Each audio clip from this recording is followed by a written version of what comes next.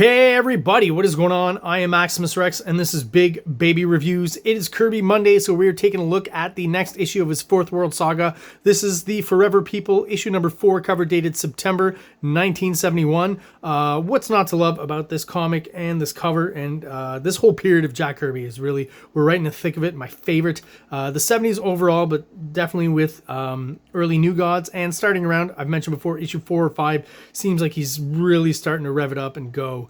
And I just love everything about it. I will just say before I talk about the cover, this is, I think, out of my whole collection, the most beat up comic that I own. Some of these comics, I bought and I don't read right away. And as I go through these reviews, sometimes it's the first time I actually read it and pull it out of the bag. And man, this is one of the roughest comics I have. I kind of draw the line at no cover or missing pages or missing parts of pages. But this one, again, is pretty special. But it does have a certain charm, I will say. So bear with me as I kind of go through it. All the cracks, the missing pieces on the corner there. I'm missing most of the comics code. Am I worried about that? Not really. Probably just a real blue, just missing a blue section here for the actual artwork. So the artwork itself is not obscured. I'm happy with that. But what was funny about this one is, if I can show you here, I think you see it more when I pull it open, but like all of this down here, hopefully the camera can pick that up, the color differentiation between the actual paper, slightly yellowed, and the yellowing of the Scotch tape that was used to put the bottom part of this comic book cover back together, and the top corner there as well. But I'll give him credit for doing that, because that's probably why this cover is still on there and this whole bottom part hasn't broken off. And again, a few cracks and crevices here and there, but we can clearly make out Mark Moonrider's face. Love all the colors on this cover. Just the color scheme of this and of this period of Kirby comics is just great. It feels like editorial is still adjusting to exactly what these comics are, because it says here Kirby's Fourth World, that works, but Kirby's Fourth World of the Forever People, that's kind of just awkward and weird. And I always like to read the hyperbole on the cover, the hyperbolic text, because it's always fun.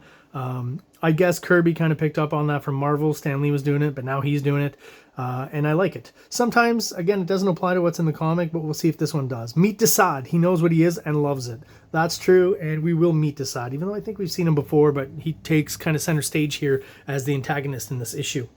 Alienation turns a happy place into hell. Read Kingdom of the Damned. Definitely a good description of what we're going to see in this issue. Darkseid torturing the Forever People, and I'll show you the context of that when we get inside. The one last thing I wanted to mention, love this blue here. Like I said, I love the coloring on this cover, the choice of colors even. Nice and bold, but slightly, what's the word I'm looking for here? Just that 70s vibe to it. There's something about it. Maybe it's the print quality, I'm not quite sure, but yeah, definitely a 70s kind of color palette that I enjoy. These two mooks, yeah, at the service of Desaad. They've got Beautiful Dreamer here. He's got some sort of hair dryer. I don't know what they're going to do. But I like the fact that they kind of got rid... it's weird. All of the black in here was done in color hold and red, which is cool. But then they kept just the outline for these guys. And I just find it's a little weird. Maybe if the outline had been red just like they were... on the inside, it would have worked a little bit better, but I still think the effect works pretty well. I'm not going to complain too much, and just looks kind of cool, kind of reminiscent in a way to what they did on Mr. Miracle, where he was all in white, but there was no kind of color hold or red there, but similar. So there's kind of design elements that are crossing over from issue to issue, and rather title to title, right? There you go. Let's have a look inside. So Coletta still inking on this one. Not yet Mike Royer. He'll be coming along soon. Maybe next issue, I think, or the one after. It's either or. But I've talked about how before I do find that Coletta here is doing a much better job than he was doing on Thor. So if you don't know what you're missing, this is still pretty darn good overall. So, I got to talk. So they seem to be stuck behind this glass, right? And they want to get out, and they're, clearly panicked and paranoid and anxious, and they're not having a good time. But then, boom, you open, he's doing the whole splash page, double splash page kind of idea, which is great. And establishing that they are in Happy Land, right? And kind of an amusement park, right? As you can see here.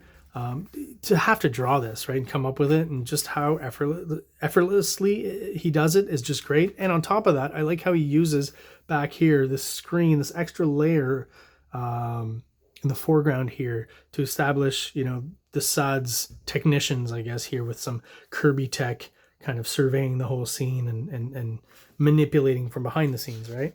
Just a great double page splash, very evocative. Pure Kirby, just love it. Like his more kind of slick, cartoony kind of look and finish that he's kind of using for depicting, a plastic land, right? I mean, all amusement parks are kind of plastic and shiny and kind of fake, right? So I feel like that kind of comes across in the art here. Almost resembles some of his older stuff and the facial depictions here from like the 40s or something. And then the very kind of 70s vibe he's got with the technology, right? Just adds to that kind of surreal effect that Kirby has with the New Gods books at this period that I really love and I really connect with. Here's the 4-panel grid I was talking about on the Savage Dragon review last Saturday, if you watched that one. Hopefully you did. And then we get kind of the intro page, really, because this is all kind of prologue. And just kind of a cool shot here. The monochrome yellow with a bit of orange on the side here, I think works really well. Just, again, that whole 70s vibe always works for me. And we've definitely got it in spades here when it comes to the coloring. Something, I just like what it evokes, that kind of... I don't know how to describe it. Slightly oppressive kind of environment, I guess, especially with Darkseid, showing up and all the minions and stuff. Yeah, so when I look at a page like this and these close-ups on Vulcan here, this is where I get a sense that on this one here, the squiggle, right, that Coletta's making an effort to be a lot more literal with what Kirby's laying down in the pencils than he was before on Thor. He would change a lot of stuff, it's known, right? He would take background characters out, but here with the kind of bold lines for the facial structure, that shadow that Kirby throws on the brow for eyes and stuff, I definitely feel like Coletta's being a lot more loyal to what Kirby's laying down. But of course Royer will be the best at that. It's in these areas here where he kind of falls back on his Thor kind of hatching that I don't enjoy it as much, because I feel that brings the kind of futuristic, sci-fi surreal vibe, brings it back to now, or at least 1971 when this was published, rather than kind of pushing towards the future. And he's, definitely taking advantage of the fact that in these further away shots, he's fixing, quote unquote, or changing the Kirby faces. That was something, Kirby women faces, I got to be specific. That was something Kirby really, when he found out, really didn't like, that Vince Coletta was changing the faces. There's a famous story where Royer, when he was on Mr. Miracle, started inking Big Barda on some splash page, and he changed the face a bit, and he was told not to do that, and they actually cut it out, and Kirby drew it again. So I guess that was one of the bones he had to pick with Vinnie Coletta when it came to his art. Love the design of these guys here. Again, Kirby, it's a overused trope, and he uses all the time of those minions that are similarly costumed and wearing a uniform, basically, right? I'd say, like, I don't know, 8 times out of 10, the design is cool. So every once in a while he's got a dud, but he's creating so much and doing so many designs, you're gonna have a few here and there. Can't be the king 24 hours a day. So the Forever people basically get subdued. So what, I should explain this more, right? Some sort of what would they call it here? Vertigo grenades. There you go. That pretty much explains this. So it causes vertigo, makes them subdued and easy to control. And now we cut to Desaad, and this is just an interesting concept derived from the invention and the use of the Mother Box in the New God series. And this idea that Desaad is trying to kill it, basically, is what he's trying to do here, right? Trying to find a way to destroy it. And since these Mother Boxes are thought to be sentient, he's killing a form of life, basically, in this world, right? Some great sci-fi concepts, again, that surrealism that I love. Darkseid watching over what Desaad is doing, and he's got this great design for this minion that Desaad has doing the actual actions or experimenting on the Mother Box, because, of course, it could be dangerous, right? And, of course, that's how it's going to work out. But I'm not, like, is some kind of... This is, again, what I love about Kirby. Just a throwaway design here. That's awesome. You could have used this so many times, and this character could have come back, and I think the design is amazing. It's like a cyber baboon or something with hairy arms and these kind of weird gloves that he's using. Techno Kirby technology. Like, this whole shot just evokes so much to me. Desaad really does look like someone who likes to torture people, right? His greasy hair, the eyebrows and stuff. The look is perfect. And something I saw mentioned on a post, right, recently, They were comparing John Byrne on post on Facebook. They were comparing John Byrne's depiction of Darkseid versus Kirby's, right? And he mentioned something I think is very important to Darkseid. Darkseid is never getting emotional in the Kirby comics. He's always kind of literally stone-faced, right? And his expression doesn't change much, and he doesn't get too excited, too happy, too angry. You know, he rarely actually acts. He mostly talks, right? And he has mostly a presence that people fear, right? He does have the Omega beams that can kill anyone in pretty much an instant, so people are aware of this. So he doesn't have to kind of get worked up, right? And John Byrne just had that depiction where he's got the arms in the air and he's talking to the heavens and all that stuff. And that's, to me, not at all what Darkseid is. Not at all. He's calm, cool, and collected and doesn't need, once again, to get worked up. Most of the time, it's his minions around him doing the work, right? So, of course, while Mother Box explodes and destroys our baboon guy that we'll never see ever again. Or is it... This is, again, why I like Kirby. So, this guy flies back. You think maybe he's obliterated, but no, we see him here, and the mask has come off. So, basically... what he's implying is that this is more just of a hood that you put on when you're using these gloves. Just, he's thought it out. I love that kind of detail. I still think this is a cool character design. I might steal it. So yeah, Desaad still claims that he's just, succeeded in killing a Mother Box, but Darkseid is quick to remind him that he doesn't know that for sure, right? Love this shot of Darkseid in a profile here, because Kirby has mentioned that, and it's obvious when you know, I think, that he based the face of Darkseid on Jack Palance, the actor. And, it might not be so obvious in every panel, but I feel like this one here is just, other than the craggly lines for Darkseid's rocky face, that's definitely Jack Palance, right? Or close facsimile kind of, caricature of him. I thought that they had kind of sorted out Darkseid's uniform pretty much. You've got, the tunic, I think it's called. Someone reminded me of that a few weeks ago in the comments. Not a skirt, but a tunic. I feel like maybe the thigh-high boots will get less overblown with this kind of section jutting out. But it's not quite fully yet the Darkseid that we know. There's still this line indication on the shoulder that it's almost like Kirby's saying he's got some sort of shoulder pad. Maybe this should be a different color, but they do color it like his arm as if it's just that. So the gloves are shorter.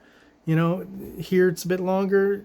Not yet quite consistent. No line here. Not quite sure what he's going for. And the helmet and his whole rest of the uniform will become the same color at some point. But right now this is a little bit lighter. So not quite there yet. Almost. And right now I feel a lot of the problems is in the coloring.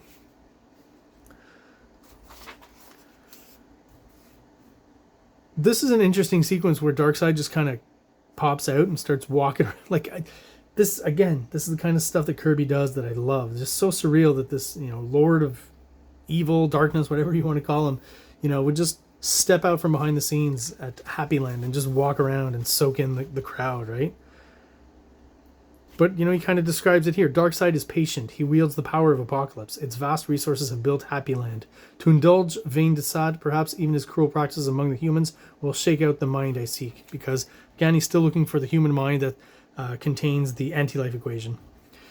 So this kid down here is afraid of Darkseid, and the character's like his, I guess, grandpa. Yeah. Why, this gentleman's probably in the cast of some show here, aren't you, sir? And I like, again, Darkseid's response, no, grandpa, I'm the real thing. I'd love to hear his voice, or how Kirby imagined his voice. Did he imagine it as, most depictions of Darkseid, once again, in animation, movies, whatever, pretty low, gravelly voice, right, commanding. Maybe Kirby intended it to just be kind of slightly jovial and mid-pitched or something. I don't know. I'm just throwing that out there. I know that's probably not what we get visually, but I can just imagine a voice like that saying, no, grandpa, I'm the real thing. It's just hilarious to me. Love this shot here. I don't know exactly what's going on with the eye. It's kind of weirdly shaped and not typical of Kirby, but it just kind of works here. And Grandpa's like, stop kidding around, can't you tell the kid's scared? And Darkseid kind of just, reveling in the fact that this stupid human doesn't realize that he's, could destroy him in an instant, basically. And then we have him kind of laughing at it here, right? And still the cosmic... I love this whole dialogue, so I have to read it to you. Darkseid's dialogue in this specific sequence is just... Yeah, I'll read it out. Young humans see me, even in Happy Land, but you elders hide me with cock and bull stories to keep the premises swelling sweet. who talks like that, but I love it. And what he's saying is that the kids see Darkseid for what he is, and the adults, I guess, got cynical, and they're assuming, oh, that can't be real. It has to be someone in a costume. And still the cosmic joke escapes him. For how can he cope with me by shunning me, his other face? So again, within that cynic mind, Darkseid once again hinting at the fact that he is a reflection of everyone's dark side. See how I did that? And what's happening basically is the Forever People are trapped in these kind of compartments at Happy Land, and those people visiting Happy Land, the regular people here, some guy's just back from the ship, right? It's hilarious. Don't know if we would depict that today, as just someone from overall society, a depiction of society here. These aren't the characters we would choose, I think. They wouldn't be dressed that way anyways. But yeah, so they just see some sort of animatronic skeleton, right, going on there. They don't see Mark Moonrider, and that's the genius of Desaad's torture here. Again, that face of Desaad, just so gross, but works for his character. I love the design again on this techno guy here, the technician manning the machines. What are these? The Kirby tech, just amazing. It's like part studio, part film. I'm not quite sure. And just these great crops of these hands, action, the hands doing actions, doing things, and Big Bear on the screen there.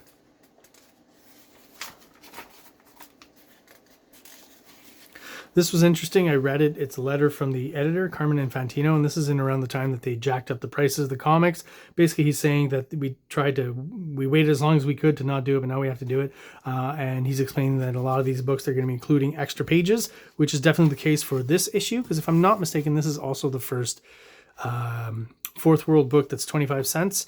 And unfortunately, it's not more story with the New Gods, but it's a Jack Kirby reprint that I'll take a look at real quickly at the end, because it is still kind of interesting.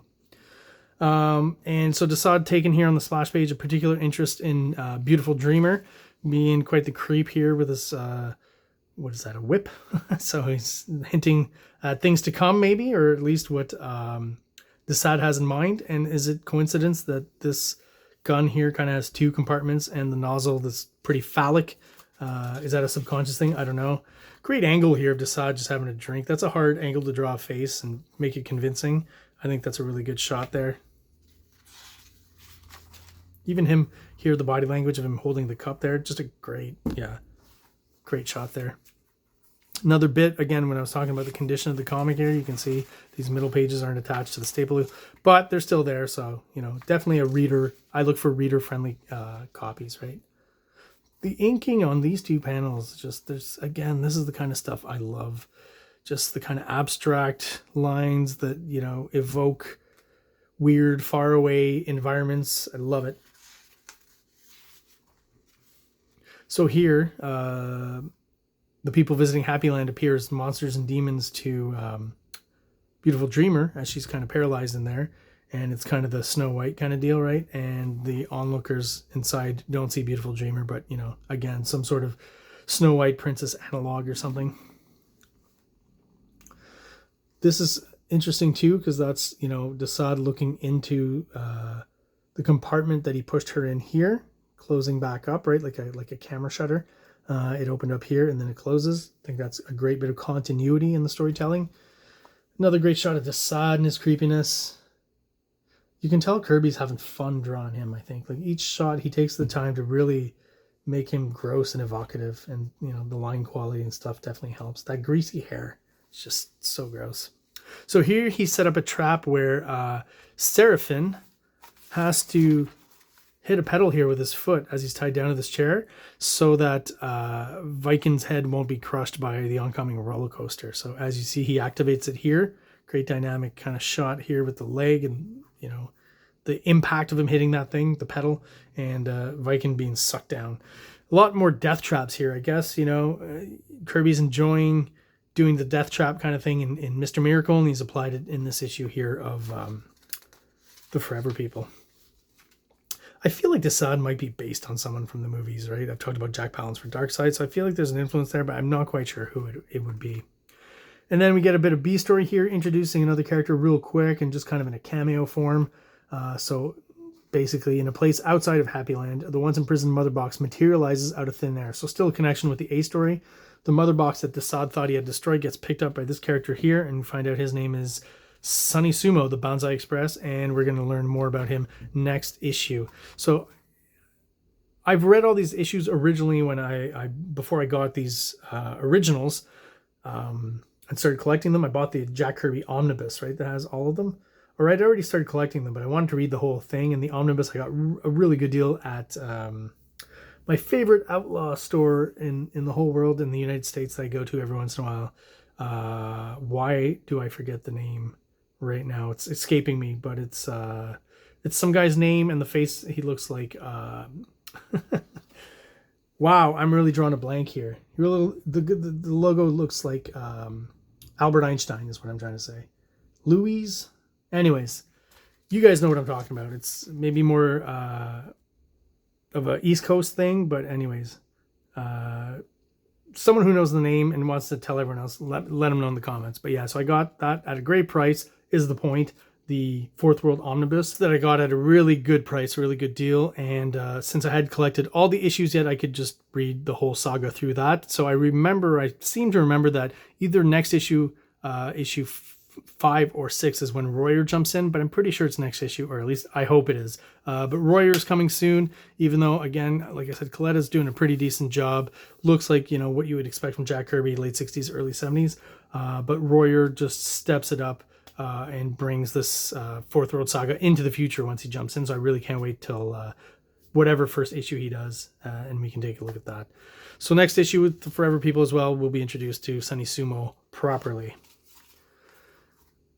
Nice little pin up here. Everyone except Beautiful Dreamer. Kind of weird to just not include her in there. Oh, maybe because she's featured in her own with Darkseid in the background there. Stone-faced as usual. Yeah, so this is the extra bit of pages that they've thrown in here. And I guess this is the origin of that classic drawing that Kirby did of himself at the drawing board, doing some New God stuff. I guess I'll have to take a look in all the other Fourth World Saga books if they become 25 centers, if this is here to kind of introduce or if it's just in this issue. Anyways, some Golden Age issues of Adventure Comics drawn by Jack Kirby, and I'm assuming inked by, hopefully it says in the credits, right? Joe Simon, right? Unfortunately for these, I'm not going to spend too much time on it, other than pointing out, specific Kirby stuff. Is the print quality is absolutely horrible. These are probably second, third generation copies or something, and just the artwork really gets muddled and blurry. So it's kind of unfortunate. Not, to the full detriment of it not being legible, but it's just, not ideal, I guess is what I would say. I'm sure in the original Golden Age comic when this was printed, everything looked a lot clearer. But yeah, I've often said about what changes on top of artists is the aesthetic. Jack Kirby from the get-go was pretty darn good at compositions and stuff, playing within the parameters of those late 30s, early 40s comics, right? For example, the circular panel was a thing that they used a lot back then that kind of went by the wayside and wasn't used quite as regularly. But I can definitely see the Kirbyisms. He's still kind of doing the clothing now in the 70s, the same but more angularly, I guess. Overall with the Joe Simon inking, the art feels a little more bubbly and round. But I still sometimes I want to point to an action sequence at some point. You still get that Kirby kind of musculature and the straight lines for the muscles, here. Getting a little bit on the back here as well. But obviously not quite as exciting as what Kirby does today, or is doing currently within the Fourth World Saga. As the foreshortening hasn't been pushed to its extreme yet, but he'll get there. It's not that he's in any way bad at it. These pages are very interesting. Crops. This sequence here I thought was wow. These two panels here, maybe even this one, just I could totally see this. The building design, he already had it back then, right? You can see it. It's really just the inking and the aesthetic on top that changes things. A little bit more feathering that we're used to, right? So this is an area where you can see the printing really sucks because it just almost looks kind of like just a black shape with a little bit of feathering coming out of it. But I really do feel like, in the original printings and stuff, you could probably see more of the fine lines in there. Still, I mean, very dynamic. Still pushing on the foreshortening, not as much as he would later, but that's a pretty extreme foreshortening we've got there. So he was definitely trying experimenting already in the early 40s.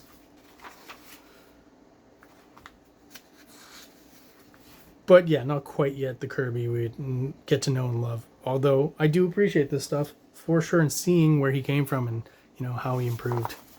Infinity Man, another character that I really like the design. I feel the color ruined him completely.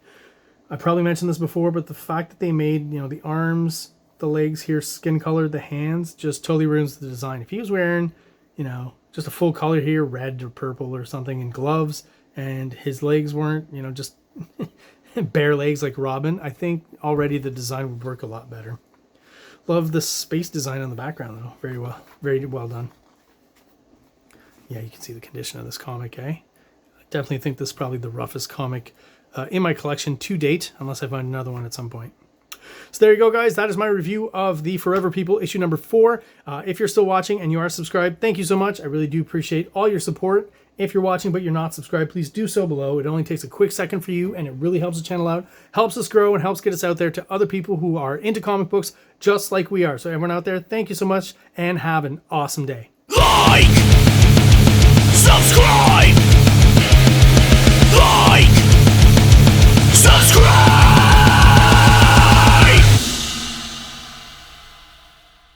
King Comics presents Big Baby, Volume 1, Issues 1 to 13, 204 pages of story and art. King Comics also presents Star Crasher one-shot, 32 pages, cosmic sci-fi surrealist adventure. You can find these fine comics at KingComics.CA, at MaximusRex13 on Instagram, or on Facebook, MaxRex or Big Baby.